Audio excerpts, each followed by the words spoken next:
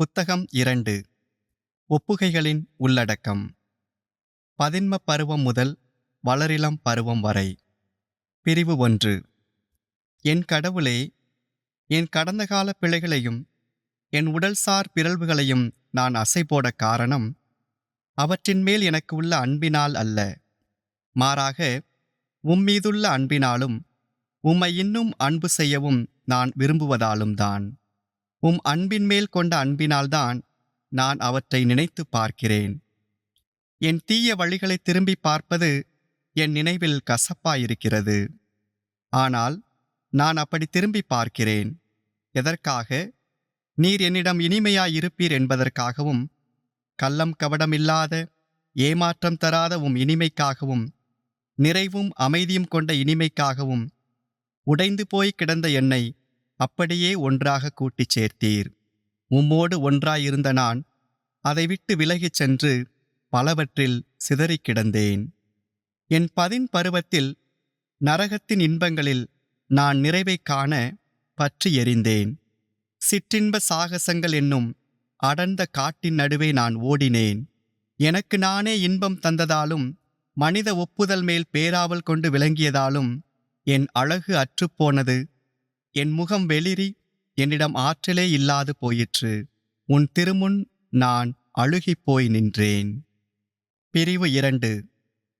இன்பத்திற்கான என் தேடலில் மேலோங்கியிருந்த என் ஒரே விருப்பம் என்ன தெரியுமா? அன்பு செய்தலும் அன்பு செய்யப்படுதலும் தான். ஆனால் நட்பின் பாதையை ஒளிர்விக்கும் உள்ளத்திற்கான அன்பின் வரையறையை நான் மதிக்கவில்லை. உடலின் இச்சை என்னும் இருண்ட மேகங்கள் என்மேல் படர்ந்தன. பருவமடைதலின் பரபரக்கும் தூண்டுதல்கள் மூடுபனியாய் என் இதயத்தை மறைத்ததால் என் மனத்திற்கு அன்பின் அமைதிக்கும் காமத்தின் இருளுக்குமான வேறுபாடு தெரியவில்லை. இவ்விரண்டை பற்றிய குழப்பம் என்னுள் கொதித்துக் கொண்டிருந்தது. என் இளமையின் வலுவின்மையை பற்றி கொண்ட அது செங்குத்தான பாறைகள் போன்ற ஆசைகள் வழியாக இழுத்துச் சென்று தீமை என்னும் நீர்ச்சுழியில் என்னை அமிழ்த்தியது. உம் கோபம் என்மேல் இருந்தது, ஆனால் அதை நான் அறியவில்லை. என் நடத்தையின் பிறழ் நிலை என்னும் சங்கிலியின் சத்தத்தில் நான் செவிடானேன். இதுவே என் ஆன்மாவின் ஆணவத்திற்கான தண்டனை. நான் உம்மை விட்டு நீண்ட தூரம் போனேன், ஆனால் நீர் என்னை நிறுத்தவில்லை. நான் என் காமத்தில் வீசி எறியப்பட்டு கீழே சிந்தப்பட்டேன். உடைபட்டேன், சிதறுண்டு போனேன், கொதித்து உலர்ந்து போனேன். நீரோ அமைதியாக இருந்தீர். என் மகிழ்வைக் காண நான் எவ்வளவு மந்தமாக இருந்தேன். அந்நேரம் நீர் எதுவும் சொல்லவில்லை. இன்னும் தூரமாக உம்மை விட்டு விலகிச் சென்ற நான் மகிழ்ச்சியற்றவற்றை உருவாக்கும் மலட்டு விடயங்களிலும் தன்னிறக்கம் என்னும் என் ஆணவத்திலும் அமைதியற்ற சோர்விலும் விழுந்தேன். நான் சீர்குலைந்த அந்நேரம் யாராவது கட்டுப்பாட்டை என்மேல் திணித்திருக்கலாமே. அது என்னை நல்ல நோக்கத்தை நோக்கி திருப்பியிருக்குமே.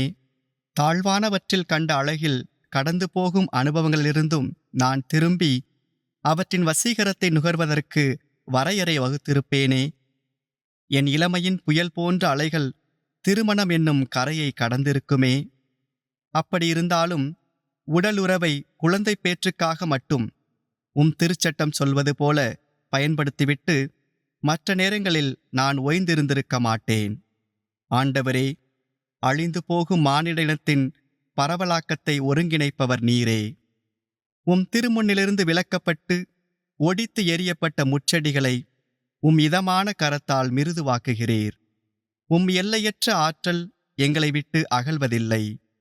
நாங்கள் உம்மை விட்டு அகன்றாலும் அல்லது உம் மேகங்களிலிருந்து ஒலித்த குரலை நான் விழிப்புடன் கவனித்திருக்க வேண்டும். திருமணம் செய்து கொள்வோர் இவ்வுலக வாழ்வில் இன்னலுறுவர். நீங்கள் அவ்வின்னல்களுக்கு உள்ளாகாதிருக்க வேண்டும் என்பதே என் நோக்கம். பெண்ணை தொடாமல் இருப்பது ஆணுக்கு நல்லது. மற்றும் மனமாகாதவர் ஆண்டவருக்கு உரியவற்றில் அக்கறை கொள்கிறார். எப்படி அவருக்கு உகந்தவற்றை செய்யலாம் என எண்ணிக்கொண்டிருக்கிறார். ஆனால் மனமானவர் உலகுக்குரியவற்றில் அக்கறை கொள்கிறார். எப்படி தன் மனைவிக்கு உகந்தவற்றைச் செய்யலாம் என எண்ணிக்கொண்டிருக்கிறார். இவ்வார்த்தைகளுக்கு கொஞ்சம் அக்கறையோடு செவி கொடுத்து விண்ணரசின் பொருட்டு அன்னகராக நான் மாறியிருந்தால் உம் தழுவல்களில் நிறைவு கண்டு இன்னும் அதிகம் மகிழ்ந்திருப்பேனே. ஆனால் என் துயர் நிலையில் நான் உம்மை கைவிட்டுவிட்டு என் தூண்டுதல்களின் உந்து சக்தியை பின்தொடர்ந்தேன். உம் திருச்சட்டம் வகுத்திருந்த எல்லைகளை நான் கடந்து சென்றேன். ஆனால் உம் கண்டிப்பிலிருந்து நான் தப்பவில்லை. யாரும் அப்படி தப்பிக்க முடியாது.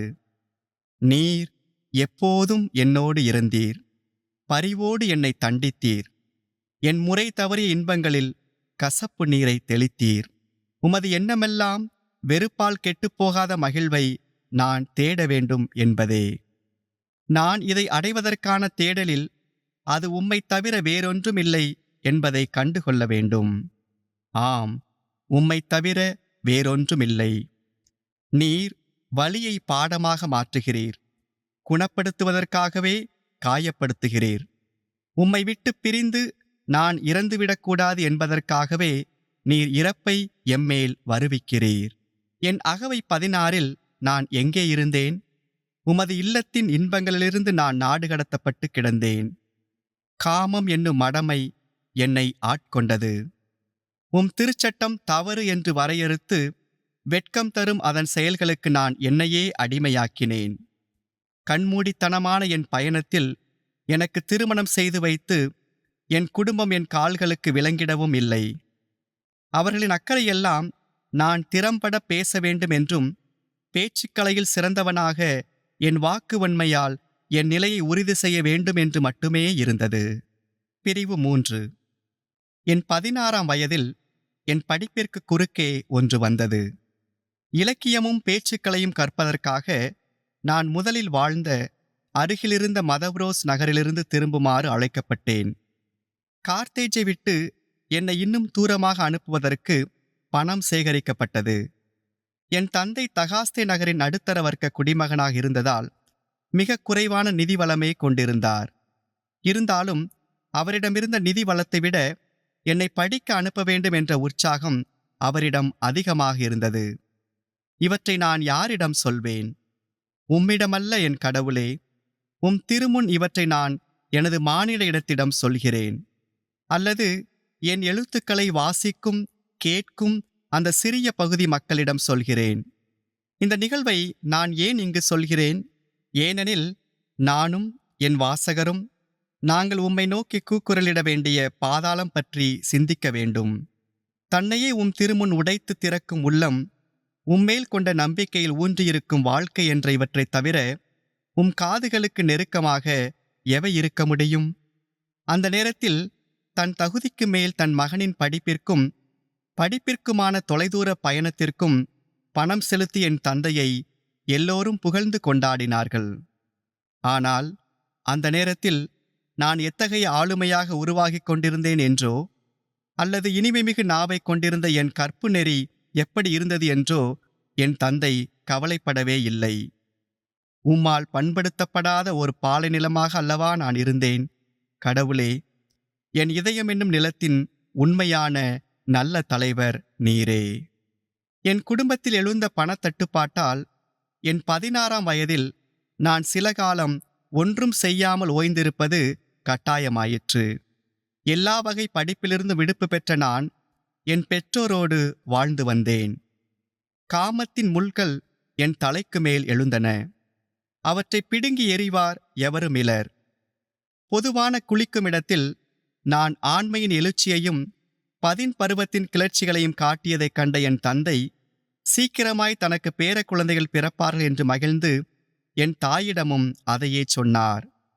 அவரின் மகிழ்ச்சியெல்லாம் படைத்தவராகிய உம்மை மறக்கச் செய்யும் உலக போதையை மையமாக கொண்டதாகவும் உம்மையல்லாமல் உம் படைப்பை அன்பு செய்வதாகவும் இருந்தது. கீழானவற்றை நோக்கி அழைத்துச் சென்ற பிறழ்வான மனப்பாங்கு என்னும் கண்ணுக்குத் தெரியாத மதுவில் மயங்கி கிடந்தார் அவர். ஆனால் என் தாயின் இதயத்தில் நீர் ஏற்கனவே உம் கோவிலை கட்டிவிட்டீர். உம் தூய உறைவிடம் அவரிடம் இருந்தது. என் தந்தையோ திருமுழுக்கின் புகுமுக நிலையிலேயே இருந்தார். என் தாய் தெய்வ பக்தியின் நடுக்கத்தாலும் புனித பயத்தாலும் உம் திருமுன் நின்றாள். ஏனெனில் நான் திருமுழுக்கு பெற்ற நம்பிக்கையாளராக இன்னும் மாறாததால் உமக்கு தங்கள் புறமுதுகை காட்டி உம்மிடமிருந்து தங்கள் முகத்தை மறைத்துக் கொள்பவர்கள் நடக்கும் வளைந்த நெளிந்த பாதைகளை குறித்து அவர் பயப்பட்டார். என்ன ஒரு துர்பாக்கியன் நான்! என் கடவுளே, நான் உம்மிடமிருந்து தொலைதூரம் சென்ற அந்நாட்களில் நீர் மௌனமாயிருந்தீர் என்று நான் உம்மிடம் துணிந்து கூற முடியுமா? நான் இப்படி சொல்ல வேண்டுமென்றா நீர் மௌனம் காத்தீர்? என் தாயின் வழியாக என் காதுகளில் ஒலித்துக் கொண்டிருந்த வார்த்தைகள் உம் வார்த்தைகளே அன்றி யாருடைய வார்த்தைகள்? ஆனால் அவற்றுள் எதுவும் என் இதயத்திற்குள் சென்று எந்த ஒரு செயலையும் தூண்டவில்லை. அவளது அக்கறையெல்லாம், அவளது கலக்கமிகு கண்டிப்பை என் மனச்சான்றின் இரகசிய அறையில் நான் நினைத்து பார்க்கிறேன். நான் மணமாகுமுன் ஆண் பெண் கலவையில் ஈடுபடக்கூடாது என்பதாகவும் வேறொருவரின் மனைவியுடன் உறவு கொள்ளக்கூடாது என்பதாகவும் இருந்தது. அவளின் அறிவுரைகளும் எச்சரிக்கைகளும் கவலைகளும் பெண்மையின் பயங்கள் என்று எனக்கு தோன்றியதால் நான் அவற்றை கண்டுகொள்ளவில்லை. ஆனால் அவை உம் எச்சரிக்கைகள் என்பதை நான் உணரவில்லை. அவள் வழியாக நீர் பேசியபோது அவள்தான் பேசுகிறாள், நீரோ மௌனம் காக்கிறீர் என்றல்லவா நான் நினைத்துவிட்டேன். இவ்வாறாக உம் அடியான், உம் அடியாளின் மகன் என்னால் நீர் இகழ்ச்சிக்கு உள்ளானீர். ஆனால் இதை நான் அறிந்து கொள்ளாமல் என் பார்வையற்ற நிலையிலேயே பயணம் செய்தேன். என் நண்பர்கள் தங்கள் பாலியல் பிறழ்வுகளைப் பற்றி பகிர்ந்து கொள்ளும் போதெல்லாம் அவர்களைப் போலவே என் பிறழ்வுகள் பற்றியும் நானும் வெட்கப்படவில்லை. தங்கள் பிறழ்வுகளில் மகிழ்வதோடு அல்லாமல் அவற்றில் அவர்கள் பெருமை கொள்ளவும் செய்தனர். அவர்களது பெருமை அவர்களது செயல்களை விட மோசமானதாகவும் வன்மையாகவும் இருந்தது. அவர்கள் தங்கள் செயல்களிலிருந்து மட்டுமல்லாமல் அச்செயல்கள் தந்த வியப்பிலிருந்தும் இன்பம் நுகர்ந்தனர். தீமையை விட பழிக்க வேண்டியது எது? இருந்தாலும் மற்றவர்கள் என்னை இகழ்ந்துவிடக்கூடாது என்பதற்காக நான் இன்னும் அதிக தீமைக்குள் சென்றேன்.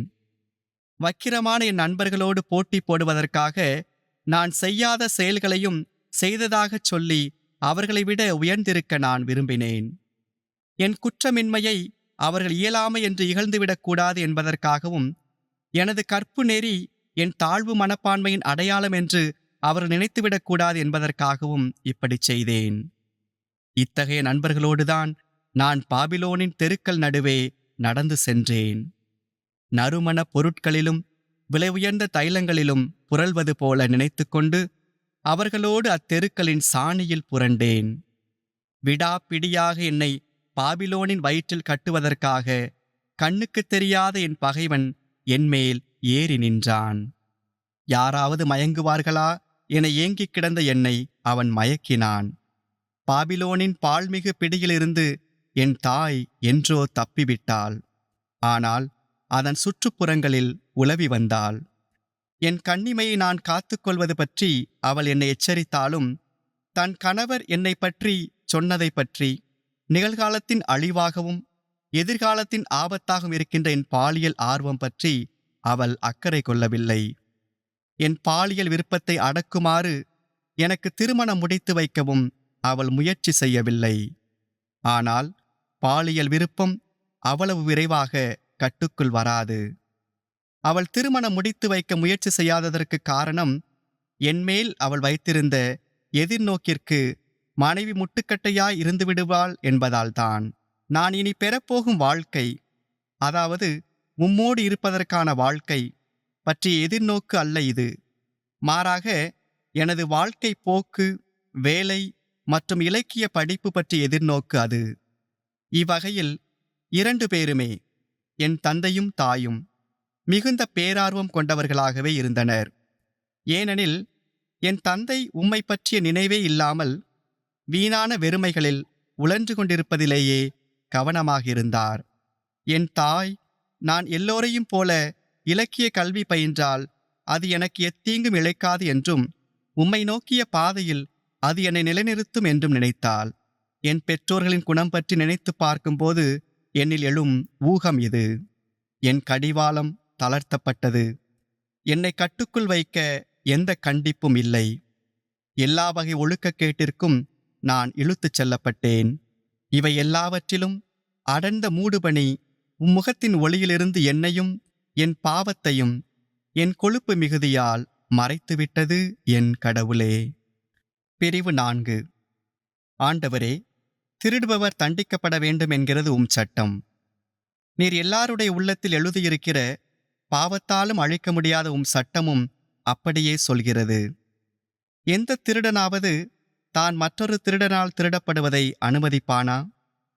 தான் பணக்காரனாக இருந்து மற்றவன் ஒன்றுமில்லாதவனாக இருந்தாலும் இதை அனுமதிக்க மாட்டான். திருட வேண்டும் என்ற ஆசை எனக்கு வந்தது. நான் திருடவும் செய்தேன். என் தேவையின் பொருட்டு அல்ல, மாறாக என்னிடம் நீதி பற்றிய உணர்வு இல்லாததால் நான் திருடினேன். தீமை என்னில் நிறைந்திருந்தது. என்னிடம் நிறைய இருந்த ஒன்றை நான் திருடினேன். நான் திருடியதை விட மதிப்புமிக்கது என்னிடம் இருந்தும் நான் திருடினேன். நான் திருடியதால் பெற்றதை அனுபவிக்கும் ஆசையால் அல்ல, மாறாக திருட்டு என்ற செயல் தரும் வித்தியாசமான கிளர்ச்சி உணர்வுக்காகவும் தவறு செய்தால் என்ன தவறு என்று கேட்பதற்காகவுமே நான் திருடினேன். எங்களது திராட்சை தோட்டத்தின் அருகே நிறைய பழங்கள் நிறைந்த பேரிக்காய் மரம் ஒன்று இருந்தது. அதன் நிறமோ அல்லது சுவையோ என்னை ஈர்க்கவில்லை. ஒரு நாள் இரவு தெருக்களில் எங்களது விளையாட்டுக்களை எல்லாம் முடித்த பின்பு நானும் என் குறும்புக்கார 10 பருவ நண்பர்களும் அம்மரத்திலிருந்து பழங்களை அசைத்து உதிர்த்து அவற்றை அள்ளி கொண்டு போனோம். நாங்கள் சேகரித்த பேரிக்காய்கள் ஏறக்குறைய ஒரு பெரிய மூடை அளவு இருந்தது. ஆனால் அவை எங்கள் பசிக்கு உணவாக அல்ல, மாறாக அவற்றை பன்றிகளுக்கு எரியவே அள்ளி கொண்டு போனோம். நாங்கள் அவற்றில் சிலவற்றை சாப்பிட்டாலும் எங்களின் இன்பம் பேரிக்காய்களில் அல்ல, மாறாக தடை செய்யப்பட்ட ஒன்றை நாங்கள் செய்கிறோம் என்ற பெருமிதத்தில்தான் இருந்தது. அப்படித்தான் இருந்தது என் கடவுளே, என் இதயம் அப்படித்தான் இருந்தது. பாதாளத்தின் கீழ் அது கிடந்தபோது நீர் அதன் மேல் இரக்கம் காட்டினீர். அங்கே நான் எதை தேடினேன் என்பதை என் இதயம் உம்மிடம் சொல்வதாக. எந்த ஒரு காரணமும் இல்லாமல் நான் தீயவனாயிருந்தேன். என் பாவத்தை தவிர பாவத்திற்கான காரணம் வேறு எதுவும் என்னிடம் இல்லை. ஒன்று தவறு என்று தெரிந்தாலும் அதை நான் விரும்பினேன். என் அழிவை நான் விரும்பினேன். என் வீழ்ச்சியை நான் விரும்பினேன். எதற்காக விழுந்தேனோ அதையல்ல, மாறாக விழுதலை விரும்பினேன். என் வக்கிரமான ஆன்மா அழிவதற்காக உம் கைவேலைப்பாடான ஆகாயத்திலிருந்து கீழே அது விழுந்தது. வெட்கம் தரும் செயல்களால் நான் எதையும் தேடவில்லை, ஆனால் வெட்கம் தரும் செயல்களே எனது தேடலாயின. பிரிவு 5.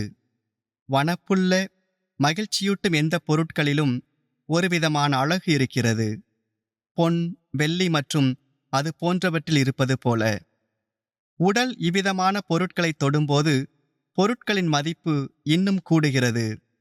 இப்படியாக ஒவ்வொரு புலனும் பொருட்களுக்கு அதனதன் நிலையில் எதிர்ச்செயல் செய்கிறது.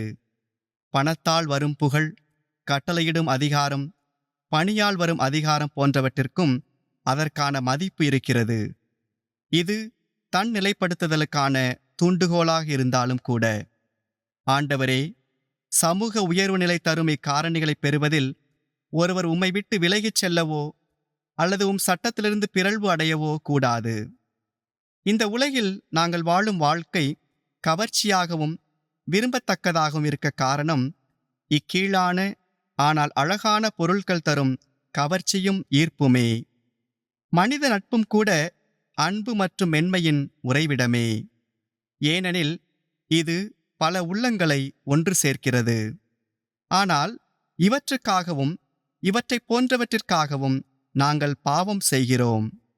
இவை நன்மைத்தனத்தின் தரையில் கிடக்கின்றன. ஆண்டவரே, கடவுளே, நாங்கள் எப்போது பாவம் செய்கிறோமெனில் மேலான உம்மையும் உம் உண்மையையும் உம் சட்டத்தையும் ஒதுக்கிவிட்டு மிக கீழானவற்றை அதிக ஆசையோடு தேடும் போதுதான். இத்தாழ்வான பொருட்கள் தங்களிலேயே இன்பத்தை கொண்டிருக்கின்றன. இருந்தாலும் என் கடவுளே, அவற்றை உருவாக்கிய உம்மோடு ஒப்பிட அவை தகுதியற்றவை. ஏனெனில் நேர்மையாளர் அவரில் மகிழ்வர், அவரிடம் அடைக்கலம் புகுவர், நேரிய உள்ளத்தோர் அவரை போற்றிடுவர். ஆக ஒரு தவறு ஏன் செய்யப்பட்டது என்று நாங்கள் கேட்கும்போது, கீழான நன்மைகள் என்று நாங்கள் அழைக்கும் சிலவற்றை அடைவதற்காகவோ அல்லது அவற்றை இழந்துவிடும் பயத்தினாலோ தான் செய்யப்படுகிறது என நாங்கள் கருதுகிறோம். உண்மையான மகிழ்வை தரும் மேலான நன்மைகளோடு ஒப்பிடும்போது தாழ்வாக கருதப்பட்டாலும் கீழான இன்பங்களிலும் அழகும் ஈர்ப்பும் இருக்கத்தான் செய்கிறது. ஒருவர் கொலை செய்தார். எதற்காக? அவர் மற்றவரின் மனைவி அல்லது உடைமையை விரும்பினார், அல்லது அவரது பொருட்களை கொள்ளையிட்டு அவற்றை கொண்டு வாழ நினைத்தார், அல்லது தன் உடைமையை மற்றவர் பறித்து விடுவார் என்ற பயத்தில் இருந்தார், அல்லது அவருக்கு ஏற்கனவே இழைக்கப்பட்ட காயத்திற்கு பழி தீர்த்து கொண்டார். எந்த ஒரு காரணமும் இல்லாமல் யாரும் யாரையும் கொலை செய்வார்களா? அல்லது கொலை செய்தல் இன்பம் தருகிறது என்பதற்காக யாரும் கொலை செய்வார்களா? யார் இதை நம்ப முடியும்? கதிலின் என்ற மிருகத்தனமான மற்றும் கொடூரமான ஒருவனை பற்றி என் பாடத்தில் சொல்லப்பட்டதுண்டு. அவன் எந்த ஒரு காரணமுமின்றி தீயவனாகவும் கொடூரமானவனாகவும் இருந்தானாம். ஆனால் அந்த பாடத்தை கொஞ்சம் முன்னால் வாசித்தால் அவன் அப்படி இருப்பதற்கான காரணம் தெரிந்தது. நான் செய்தேன், என் கையும் இதயமும் செயலிழந்து போகாமல் இருக்கவே நான் இப்படி செய்தேன். இவன் ஏன் இப்படி இருக்க விரும்பினான்? ஏன் இப்படி? அவனது குறிக்கோள் எல்லாம் வன்முறையான குற்றங்களால் நகரத்தை கைப்பற்றி மதிப்பையும் அரசையும் மற்றும் பணத்தையும் தனதாக்கிக் கொள்ள வேண்டும் என்பதாக இருந்தது. தன் ஏழ்மை நிலையிலிருந்து விடுபடுவதும் தன் குற்றங்களை மறைப்பதும் சட்டத்தின் எந்த ஒரு பிடியின் பயமும் இல்லாமல் வாழ்வதுமே அவனது இலக்காக இருந்தது. இல்லை, கதிலினா கூட தன் குற்றங்களை விரும்பியிருக்க மாட்டான். இக்குற்றங்களை செய்யுமாறு வேறு ஏதோ ஒன்று அவனை உந்தி தள்ளியிருக்க வேண்டும். பிரிவு 6. என்ன ஒரு துர்பாக்கியன் நான்! என் திருட்டே, உன்னை ஏன் நான் விரும்பினேன்? உன்னை ஏன் எனக்கு பிடித்தது? என் 16 வயதின் இரவில் நான் செய்த குற்றமே, உன்னை ஏன் எனக்கு பிடித்தது? என் திருட்டுத்தனமே, உன்னில் அழகு ஒன்றும் இல்லையே. உன்னிடம் நான் நின்று பேசும் அளவுக்கு நீ பெரியவனா? உன்னை பெயர் சொல்லி அழைக்கும் அளவுக்கு நீ பெரியவனா? நாங்கள் திருடிய அந்த பழம் இனிமையாக இருந்தது, ஏனெனில் அது உம் படைப்பு. நீரே அனைத்து படைப்புகளிலும் அழகு. நீரே அனைத்தையும் உருவாக்குபவர். நன்மையான கடவுளே, மேன்மையான நன்மையே, என் உண்மையான நன்மையே. கனி அழகாக இருந்தது, ஆனால் பரிதாபத்திற்குரிய என் ஆன்மா அதையா தேடியது? அவற்றை விடச் சிறந்த பேரிக்காய்கள் என்னிடம் இருந்தன, ஆனால் அவற்றை நான் திருட வேண்டும் என்ற நோக்கத்திற்காகவே பறித்தேன். நான் பறித்தவற்றை எறிந்துவிட்டேன். என் திருட்டுத்தனத்திற்கு விருந்தளிக்கவே நான் அவற்றை பறித்தேன். அப்படி எந்த கனிகளாவது என் வாயில் நுழைந்திருந்தால் என் திருட்டுத்தனம்தான் என் நாவில் ஊறும் எச்சில். இப்போது தலைவரே, என் கடவுளே, திருட்டில் இருந்த இன்பத்தின் தன்மை என்ன என்று நான் பார்க்க விரும்புகிறேன். திருட்டுத்தனம் என்னும் செயலில் அழகு என எதுவும் இல்லை. நீதி மற்றும் ஞானம் போன்றவற்றில் இருக்கும் இனிமை அதில் இல்லை. அல்லது மனித மனத்திலோ அல்லது நினைவாற்றலிலோ அல்லது புலன்களிலோ அல்லது உடலிலோ இருக்கும் எந்த அழகும் அதில் இல்லை. மேலும் வானத்தின் நட்சத்திரங்களில் மிளிரும் அழகோ, அவற்றின் ஒழுங்கோ, அல்லது பழைய உயிர்கள் மறைந்த இடத்தில் புதிய உயிர்களை படைக்கும் நிலம் மற்றும் நீரின் அழகோ திருட்டில் இல்லை. ஏமாற்றுகின்ற தீமைகளில் இருக்கும் போலியான இருண்ட அழகு கூட அதில் இல்லை.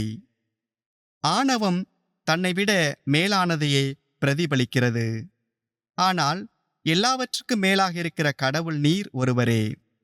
மனித பேராவல் மதிப்பையும் புகழையும் தவிர வேறு எதை தேடும்? நீரே என்றுமான மாட்சிக்கும் புகழ்ச்சிக்கும் உரியவர். வலிமையானவர்களின் வன்மம் மற்றவர்களை அச்சுறுத்துகிறது. ஆனால் கடவுளைத் தவிர அச்சத்திற்குரியவர் யார்? அவரின் கைகளிலிருந்து எதை பறிக்கவோ திருடவோ முடியும்? எப்போது, எங்கே, எப்படி, யாரால் முடியும்? மிருதுவான பிரியங்கள் அன்பை தட்டி எழுப்பும் நோக்கம் கொண்டவை. ஆனால் உம் அன்பைத் தவிர மென்மையான ஸ்பரிசங்கள் இல்லை. நாங்கள் அன்பு செய்யும் விரும்பும் எந்த பொருளும் உண்மையை விட நலமானது அல்ல.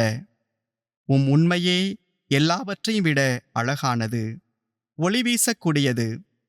தெரிந்து கொள்ளும் ஆர்வம்தான் அறிவின் தொடக்கம். ஆனால் நீர் எல்லாவற்றையும் அறிவீர். அறியாமையும் பேதமையும் எளிமை என்றும் களங்கமற்ற தன்மை என்றும் அழைக்கப்படுகின்றன. ஆனால் உம்மைவிட எளிமை வேறொன்றுமில்லை. களங்கமற்ற தன்மையை விட களங்கமற்றது எது? தீய மனிதர்களுக்கு அவர்களின் செயல்களே அழிவை கொணருமில்லையா? ஓய்ந்திருப்பது அமைதியான வாழ்வுக்கான ஆசையாகத் தெரிகிறது. ஆனால் ஆண்டவரில் அன்றி அமைதி கிடைத்திடுமா? தன்னை நிறைவு என்றும் திருப்தி என்றும் மற்றவர்கள் அழைக்க வேண்டும் என ஆடம்பரம் விரும்புகிறது. ஆனால் நீர் ஒருவரே நிறைவு. தூய்மையான இன்பத்தின் குறைவில்லாத புதையல் நீர். ஊதாரித்தனம் தன்னை தாராள குணத்தின் நிழலில் வெளிப்படுத்துகிறது. ஆனால் நீரே நன்மைகளை அள்ளித்தரும் செல்வர். பேராசை தனக்கென பெரிய உடைமைகளை வைத்துக்கொள்ள விரும்புகிறது. ஆனால் நீர் ஒருவரே அனைத்தையும் உடைமையாக கொண்டிருக்கிறீர். பொறாமை மேன்மையோடு போட்டி போடுகிறது. ஆனால் உம்மைவிட மேன்மையானது எது? கோபம் பழி தீர்க்க விளைகிறது. ஆனால் உம்மைவிட யார் நீதியோடு பழி தீர்க்க இயலும்? பயம் தானே முந்திக்கொண்டு தன்னை பாதுகாத்து கொள்ள நினைக்கிறது. ஆனால் திடீரென வருவதும் எதிர்பாராமல் வருவதும் உம்மிடமே உள்ளன. நீர் அன்பு செய்யும் ஒன்றை உம்மிடமிருந்து யார் எடுத்துக்கொள்ள முடியும்? உம்மைத் தவிர வேறு நம்பகமான அடைக்கலம் இல்லை. பேராசை எதில் இன்பம் கண்டதோ அதை இழப்பாக நினைக்கிறது வருத்தம். அதன் விருப்பம் எல்லாம் எதுவும் எடுத்துக்கொள்ளப்படக்கூடாது என்பதே. உம்மிடமிருந்து எடுத்துக்கொள்ளப்பட முடியாது என்பதைப் போல உம்மை விட்டு திரும்பும் ஆன்மா தன்னையே அழித்துக் கொள்கிறது. உம்மிடம் திரும்பினாலன்றி கண்டுபிடிக்க முடியாத தூய தெளிவான நோக்கங்களை அது வெளியில் தேடுகிறது. உம்மை விட்டு விலகும் எல்லோரும் உமக்கு எதிராக எழுகிறார்கள். உம்மை பிரதிபலிக்க விரும்புகிறார்கள். ஆனால் இப்படி பிரதிபலிப்பதால் அவர்கள் நீரே அனைத்தையும் படைத்தவர் என்பதையும் திருமுன்னிலிருந்து வேறு எங்கும் பறந்துவிட முடியாது என்பதையும் ஏற்றுக்கொள்கிறார்கள். அந்த திருட்டில் நான் எதை விரும்பினேன்? எத்தீய வழியில் நான் என் ஆண்டவரை பிரதிபலிக்க விரும்பினேன்? வலிய கரத்தால் சட்டத்தை உடைக்க முடியாது என்பதால் சூழ்ச்சியால் அதை உடைக்க நினைத்தேனா? தனக்கும் ஆற்றல் இருக்கிறது என்பதை காட்ட விரும்பி பின் தன் செயலுக்காய் தண்டனை பெறும் கட்டின்மை இல்லாத அடிமையைப் போல நான் செயல்பட்டேனா? இதோ தலைவனிடமிருந்து தப்பி ஓடி நிழலில் அடைக்கலம் தேடும் ஓர் அடிமை. ஓ அழுகிய நிலையே, என்னே வாழ்க்கையின் பயங்கரம், என்னே பாதாளத்தின் ஆழம். முறையற்றது என்று விளக்கப்பட்ட ஒன்றில் நான் இன்பம் கண்டேனே. அது விளக்கப்பட்டது என்ற ஒரே காரணத்திற்காகத்தானே அப்படிச் செய்தேன். பிரிவு 7. ஆண்டவரிடம் நான் என்ன சொல்வேன்? அவரே இவற்றையெல்லாம் என் நினைவுக்கு கொண்டு வருகிறார். அனைத்தையும் நினைத்து பார்க்கும் என் ஆன்மா அச்சப்படுவதில்லை. நான் உம்மை அன்பு செய்வேன் தலைவரே. உமக்கு நான் நன்றி கூறுவேன். பெயரை அறிக்கையிடுவேன். ஏனெனில் நீர் எனது பெரிய தீமைகளையும் கொடிய செயல்களையும் மன்னித்தீர். அருளாலும் இரக்கத்தாலும் என் பாவங்களை பனிக்கட்டியாய் உருக்கினீர். நான் செய்யாத தீமைகளுக்கும் அருளே காரணம். வீணான குற்றங்களை நான் விரும்பிய போது நான் இன்னும் எதை செய்யாமல் இருந்திருக்க முடியும்? நான் என் விருப்பத்தின்படி செய்த எல்லா தீமைகளையும் வழிகாட்டுதலின்படி நான் செய்யாத எல்லா தீமைகளையும் நீர் மன்னித்து விட்டீர் என அறிக்கையிடுகின்றேன். தன் வலுவின்மையை உணரும் எவரும் தன் வலிமையால்தான் தன் கன்னிமையும் களங்கமற்ற தன்மையும் சாத்தியம் என்று சொல்ல மாட்டார். அப்படிச் சொல்பவர் உம்மை அன்பு செய்ய மாட்டார். ஏனெனில் உம்மை நோக்கி திரும்புபவர்களை மன்னிக்கும் அருள் தனக்கு தேவையில்லை என நினைப்பார். உம்மால் அழைக்கப்பட்ட ஒருவர், குரலை கேட்டு உம்மை பின்தொடரும் ஒருவர், நான் நினைத்து பார்த்து உம்மிடம் அறிக்கையிட்டு கதரும் செயல்களை தவிர்த்த ஒருவர், மருத்துவராகி உம்மால் குணம் பெற்ற நோயாளியை கண்டு கேலி பேசலாமா? எள்ளி நகையாடலாமா? உதவியே அவரை நோயின்றி காத்து வந்துள்ளது. உம்மை அவர் குறைவாக அன்பு செய்யலாமா? இல்லை, இன்னும் அதிகமாக உம்மை அன்பு செய்ய வேண்டும். ஏனெனில் நான் யாரால் என் பாவங்கள் என்னும் நோய்களிலிருந்து நலம் பெற்றேனோ அவராலேதான் நோயில் விழவில்லை என அவர் அறிந்திருக்கிறார். பிரிவு 8. துர்ப்பாக்கியனான சிறுவனாகிய நான் இவற்றால் அறுவடை செய்த கனிகள் எவை? இவற்றை நினைத்து இப்போது நான் வெட்கப்படுகிறேன். குறிப்பாக திருட்டுத்தனம் ஒன்றையே விரும்பி நான் செய்த திருட்டுக்காக. திருட்டு தன்னிலே வெறுமையானது, பலனற்றது என்பதால் அதைச் செய்த நான் ஒரு துர்ப்பாக்கியன். ஆனால் ஒருவேளை நான் தனியாக இருந்திருந்தால் இதைச் செய்திருக்க மாட்டேன். எனது அன்றைய மனநிலை எண்ணி பார்க்கும்போது தனியாக நான் இதைச் செய்திருக்க மாட்டேன். ஆகவே அந்த செயலுக்கான என் விருப்பத்திற்கு என்னோடு இருந்த அந்த என் நண்பர்கள் குழாமே காரணம். அவர்களது உடனிருப்பில்தான் நான் இதைச் செய்தேன். திருட்டைத் தவிர வேறு எதையாவது நான் விரும்பினேனா? இல்லை, நான் வேறு எதையும் விரும்பவில்லை.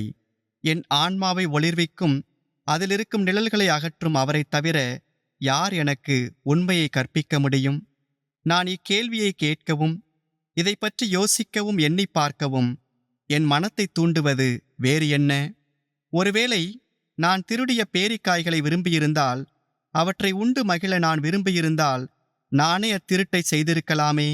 ஏனெனில் நான் தேடிய இன்பம் அதில் எனக்கு கிடைத்திருக்குமே. மற்றவர்களோடு பகிர்ந்து கொள்ளும் குற்ற உணர்வு தரும் மன எழுச்சியை என் பேராசையின் அரிப்பு எனக்கு தந்திருக்க தேவையில்லையே. ஆனால் என் இன்பம் பேரிக்காய்களில் அல்ல, மாறாக அது நான் செய்த குற்றத்தில் இருந்தது. குழுவாக சேர்ந்து நான் செய்த குற்றத்தில் இருந்தது. பிரிவு 9. அந்நேரத்தில் என் மனநிலை எப்படி இருந்தது? அச்செயல் வெட்கி நாணக்கூடிய செயல்தான். இருந்தாலும் இதனால் பயன் என்ன?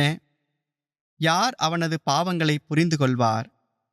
எங்களால் இச்செயலைச் செய்ய முடியாது என்று நினைத்தவர்களுக்கு எங்களால் இது முடியும் என்று காட்டி சிரித்து கொள்ளவே இத்திருட்டை நாங்கள் செய்தோம். நான் மட்டும் செய்திருக்க முடியாத ஒரு செயலிலிருந்து நான் ஏன் இன்பம் தேடினேன்?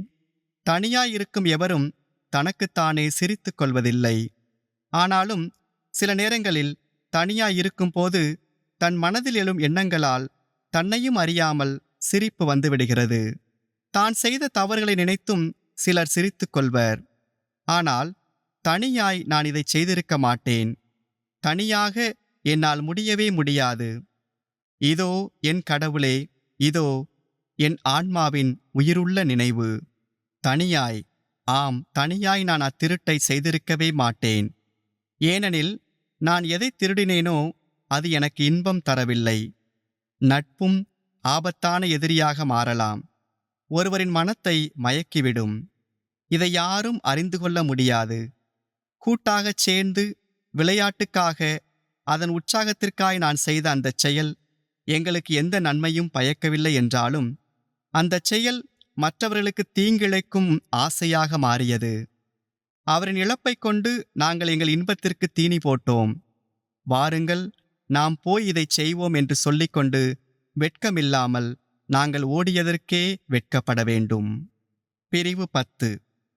மிகவும் சிக்கலாகவும் இறுக்கமாகவும் இருக்கிற இந்த முடிச்சை அவிழ்ப்பவர் யார்? இது தவறுதான். நான் நினைத்தும் பார்க்க விரும்பாத ஒரு தவறுதான். என் ஆசை விருப்பம் எல்லாம் உமக்காகவே. என் நீதியே, என் சாந்தமே, நேர்மையான கண்களுக்கு நீர் அழகாக ஒளிர்கிறீர். நிறைவு தரும் உம் அன்பு ஒருபோதும் தெவிட்டாது. தொந்தரவு இல்லாத வாழ்க்கையும் முழுமையான அமைதியும் உம்மோடு இருப்பதால்தான் கிடைக்கின்றன. உம்மில் நுழையும் ஒருவர் ஆண்டவரின் மகிழ்ச்சிக்குள் நுழைகிறார். அவருக்கு அச்சமில்லை. மேலான நன்மையாக இருக்கும் மேலான நன்மைத்தனத்தோடு அவர் தன்னையே இணைத்துக் கொள்வார். பதின்பருவ மொட்டாக நான் உம்மை விட்டு வழிதவறி போனேன். என் கடவுளே, நிலையான உம்மை விட்டு நிலை தடுமாறி போனேன். எனக்கு நானே பாலை நிலமானேன்.